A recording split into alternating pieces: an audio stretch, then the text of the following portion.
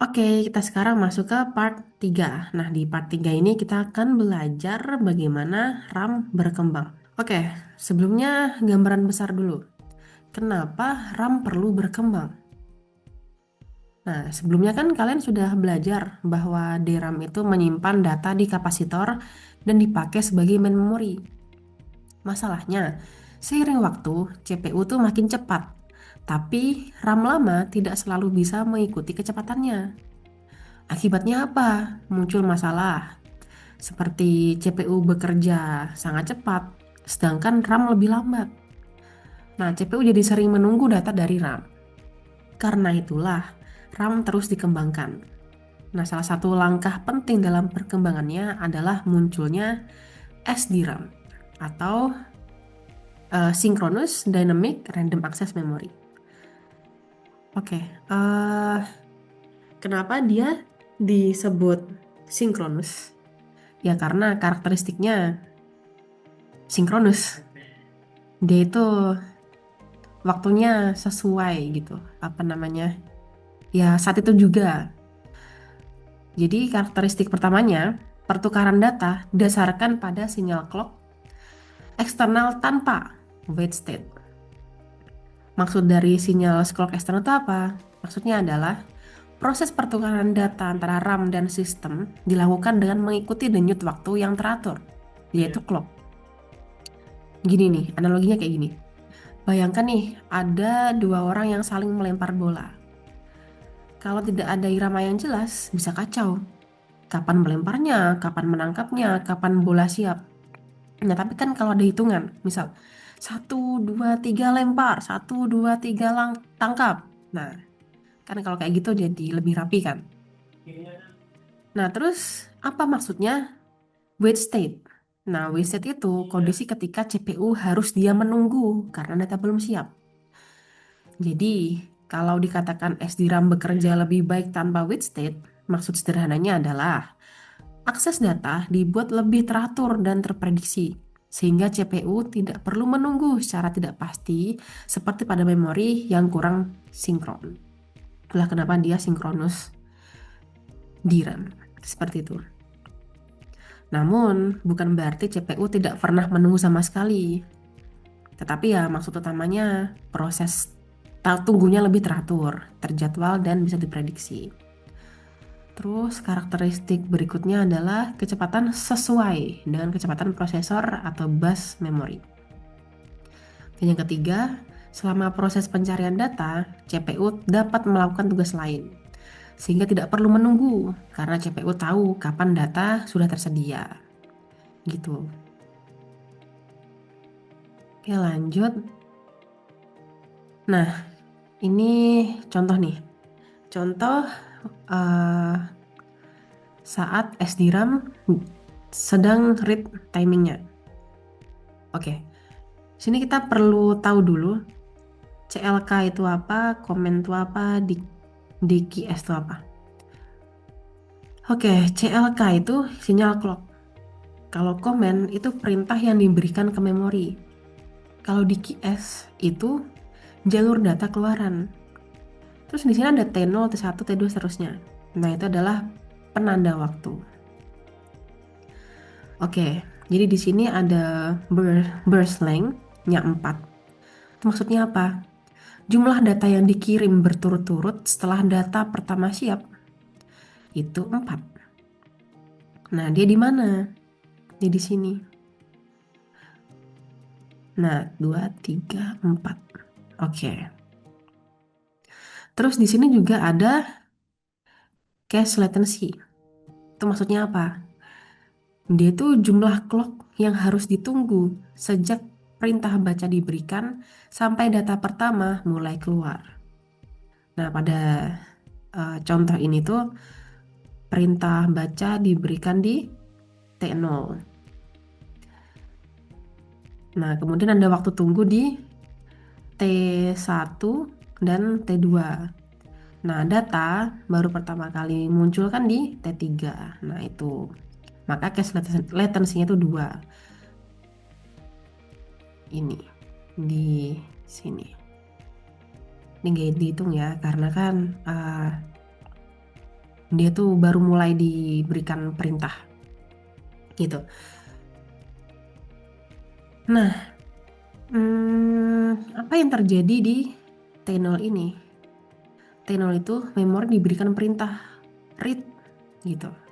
Artinya sistem meminta membaca data dari alamat A. Jadi T0 itu adalah momen ketika permintaan baca mulai diberikan. Nah, NOP itu apa? Kan setelah perintah read itu ada NOP tuh. NOP itu artinya no pressure. Maksudnya bukan memori berhenti bekerja, tetapi tidak ada perintah baru yang diberikan. Sistem sedang menunggu proses internal memori selesai. Nah, memori sedang mempersiapkan data. Jadi, NOP di sini bisa dianggap sebagai sedang menunggu hasil baca siap keluar.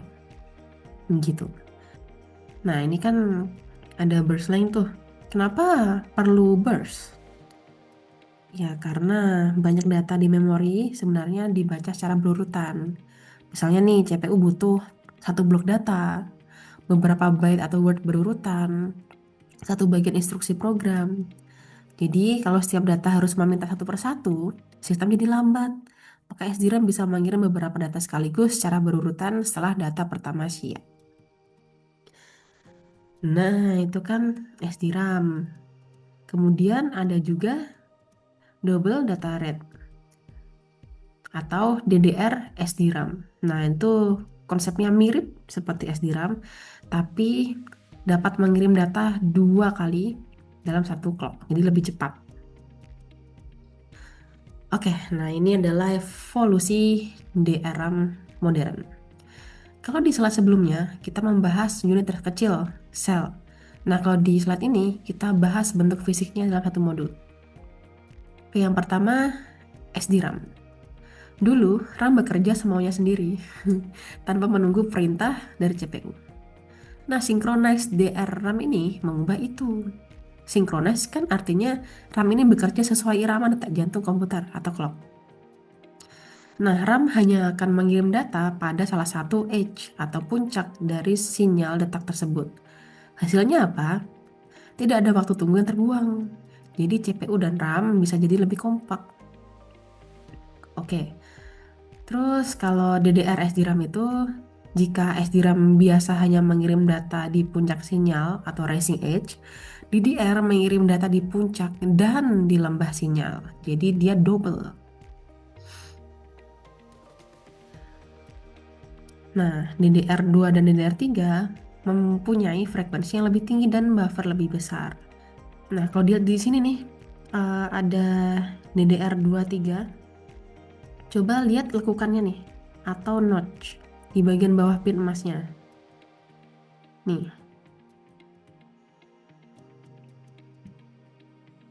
Tujuannya tuh biar apa sih? Ya, biar kita tidak salah pasang.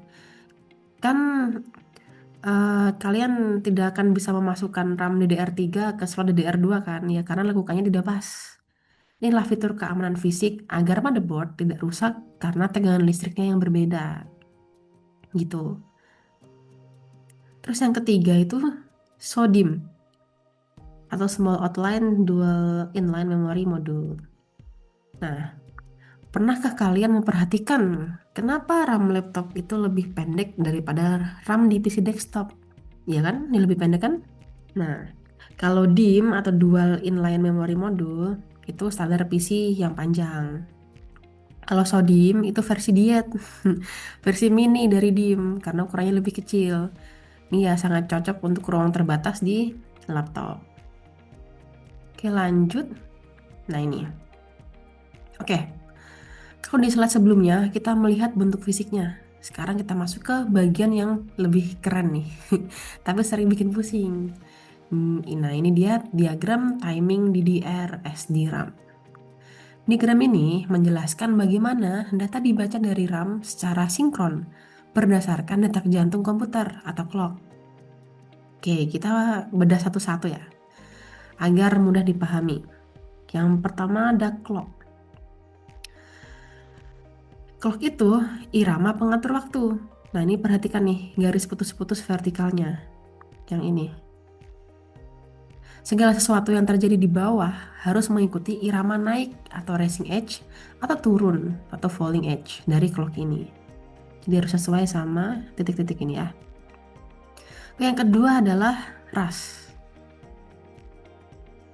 dan cas. Ya sebenarnya mereka tuh saling berkaitan ya. Kalau ras itu row address select. Fungsinya untuk memilih alamat baris. Artinya gini, RAM terlebih dahulu harus tahu data yang diminta ada di baris mana. Ini baris. Baris. Jadi, saat ras aktif, RAM menangkap atau membaca row address. Kalau CAS gimana? Kalau CAS atau kolom address select, fungsinya untuk memilih alamat kolom. Ya, kolom.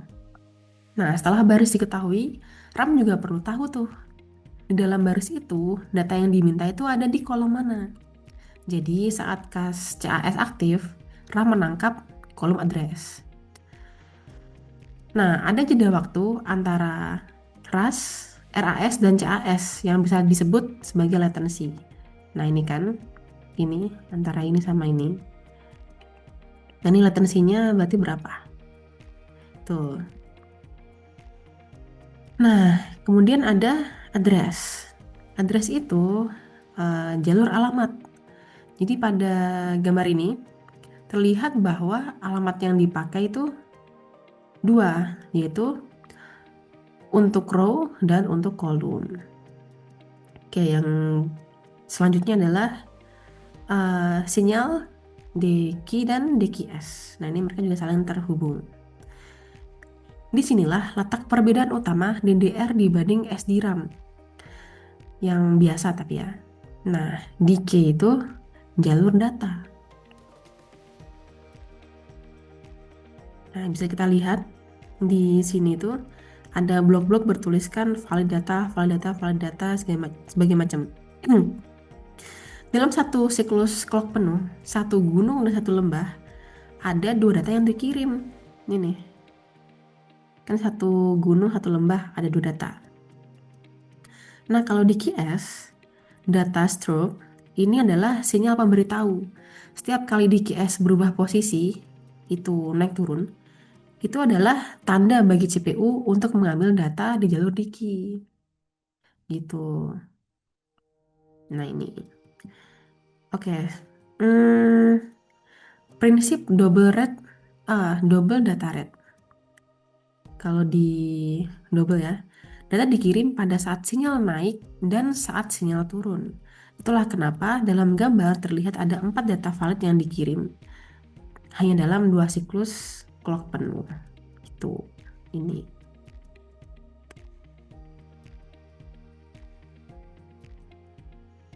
Nah, kalau tadi kita bicara soal sinyal, sekarang kita bicara soal arsitektur dan kalkulasi kapasitas dari sebuah modul memori.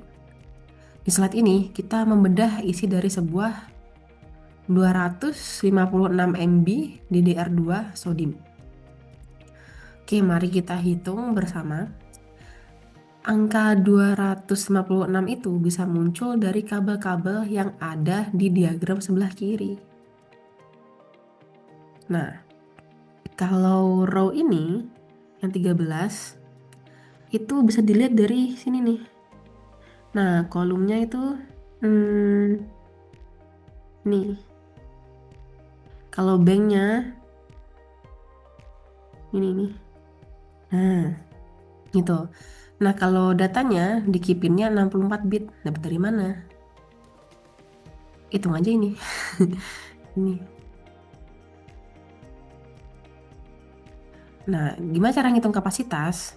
Caranya adalah 2 pangkat row ditambah kolom tambah bank kali 64 sama dengan 256. Gitu, dapat ininya.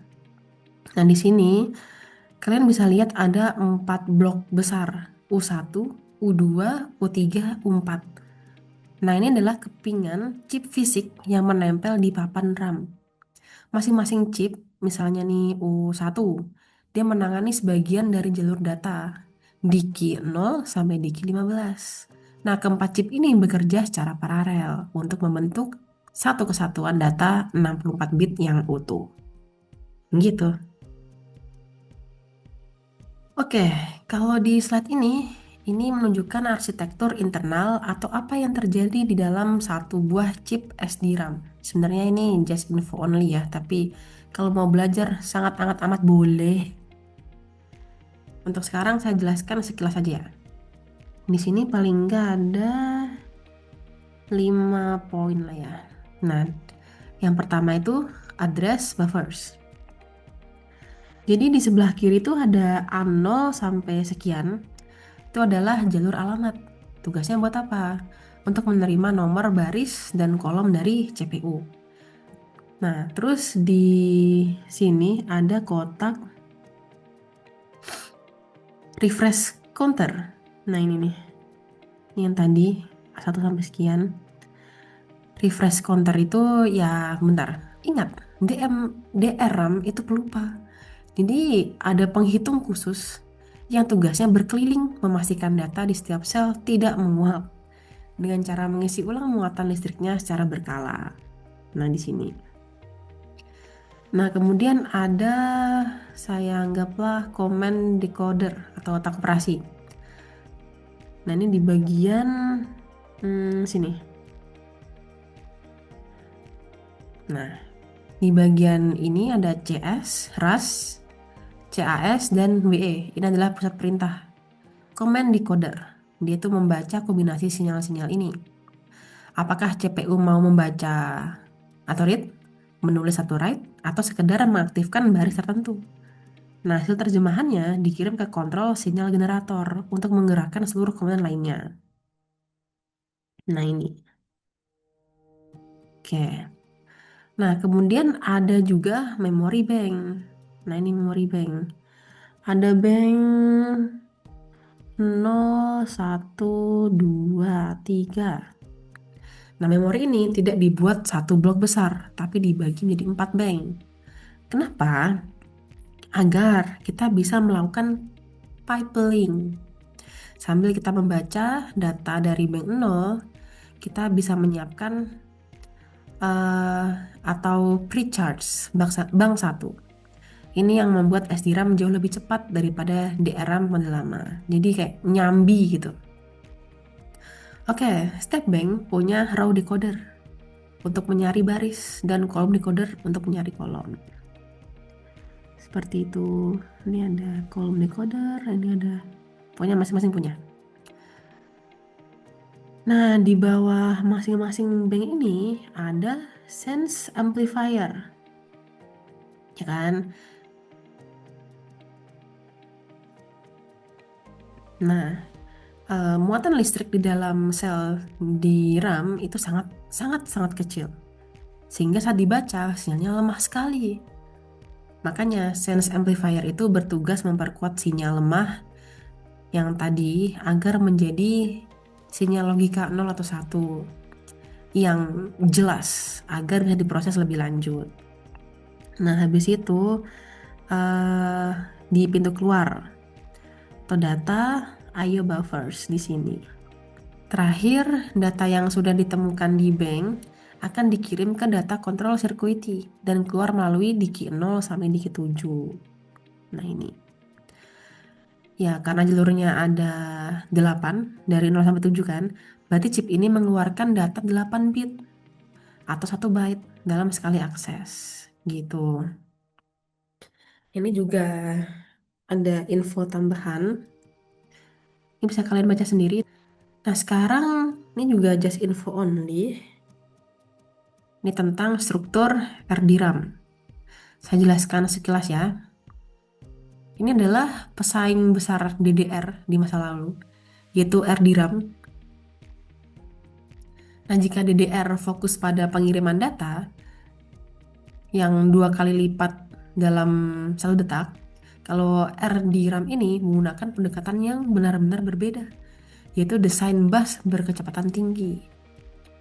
Nah, struktur koneksinya kayak gambar yang ini nih.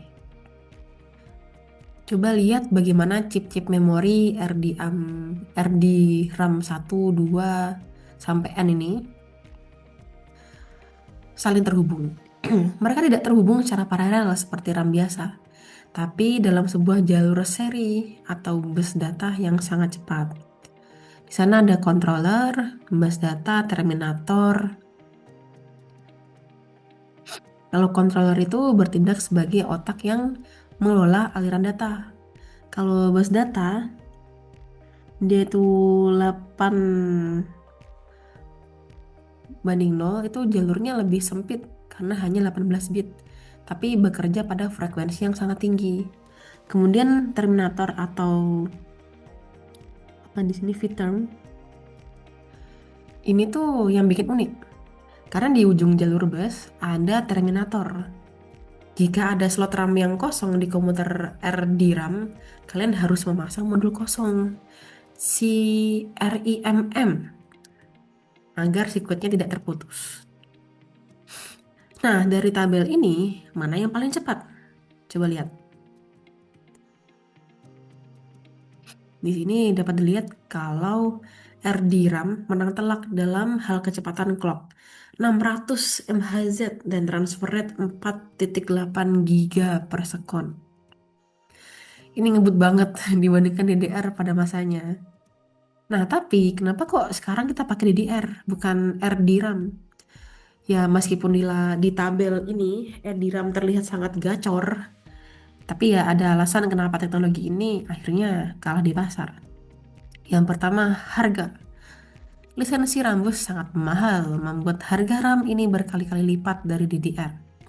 Terus juga panas, karena bekerja pada frekuensi yang sangat tinggi. RD-RAM itu cepat panas dan butuh pelindung panas agar tidak jadi kompor. Kemudian latensinya nih, meski transfer datanya cepat, waktu tunggu awal atau initial latency ini seringkali lebih tinggi daripada DDR. Seperti itu. Jadi yang cari amannya ya DDR aja. Nah, ini juga ada slide buat info tambahan ya tentang cache di DRAM. Oke, kalau sebelumnya kita bahas SRAM dan DRAM sebagai dua entitas yang terpisah, maka si cache DRAM itu sebuah inovasi, anggaplah perkawinan antar keduanya. Gimana itu? Secara teknis, si DRAM ini adalah sebuah keping memori DRAM standar yang ada di dalamnya disisipkan sebuah kecil memori. Disisipkan sejumlah kecil memori SRAM. Kalau di contoh ini 16 KB ya. Nah, ingat materi awal kita, SRAM itu cepat tapi mahal. Sedangkan DRAM itu lebih lambat tapi murah dan kapasitasnya besar. Dengan mengawinkan keduanya dalam satu chip, kita mendapatkan yang terbaik dari keduanya. The best of world. Oke, tujuannya adalah dia itu diciptakan bukan untuk mengganti RAM utama, melainkan untuk mempercepat proses akses data dengan dua cara utama, yaitu sebagai cache, seperti cache pada prosesor yang terdiri dari 64 line, dan juga sebagai buffer, akses blok data serial, misal untuk refresh screen, gitu. Oke, sekarang kita masuk ke part 4. Oke, sekian untuk part 3. Nanti kita lanjut ke part 4.